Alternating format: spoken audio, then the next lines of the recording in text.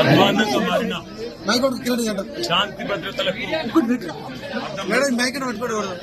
మరి చిలుకూరు బాలాజీ దేవాలయంలో పెద్దలు చాలా కాలంగా సౌందరరాజన్ గారు, వారి తర్వాత ప్రధాన అర్చకులుగా అదే రంగరాజన్ గారు ఇక్కడ ఏదైతే సేవలు అందిస్తున్నారో వారిని వాళ్ళ అగౌరవపరచడమే కాకుండా ఈరోజు రాష్ట్రంలో అధోగతి పాలైన శాంతి భద్రతల సాక్షిగా వారి మీద దాడికి దిగడం ఏదైతే ఉందో నిజంగా కూడా అత్యంత దుర్మార్గమైన, అత్యంత నీచమైన కార్యక్రమం.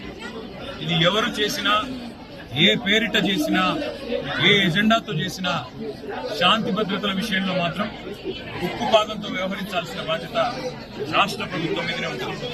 ఇవాళ భగవంతుడి సేవలో నిమగ్నమయ్యే పెద్దలు రంగరాజన్ గారు, సౌందరరాజన్ గారి కుటుంబం పరిస్థితి ఈ విధంగా ఉంది అంటే మరి రాష్ట్రంలో శాంతి భద్రతలు ఎంత అధ్వానంగా ఉన్నాయో దీన్ని బట్టి చెప్పవచ్చు.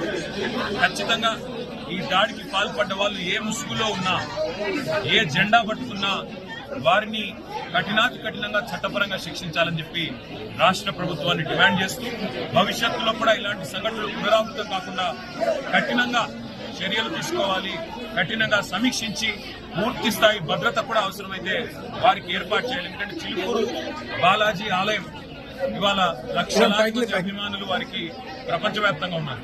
అట్లాంటి చిలుకూరు బాలాజీ ఆలయానికి మరి గొప్పగా సేవలు అందిస్తున్న ఆ కుటుంబాన్ని సౌందరరాజన్ గారు కానీ, రంగరాజన్ గారు కానీ వారిని అవమానించడం అంటే నిజంగా కూడా ఆ స్వామి వారి భక్తులను అవమానించడమే, ఒక దైవ భక్తుడిని అవమానించడం అంటే దేవుణ్ణి కూడా అవమానించినట్టే. కాబట్టి తక్షణమే ఈ విషయంలో కఠినాతి కఠినంగా భవిష్యత్తులో మళ్ళీ ఇట్లాంటి పునరావృతం కాకుండా చర్యలు తీసుకోవాలని ప్రభుత్వాన్ని డిమాండ్ చేస్తా ఉన్నాం.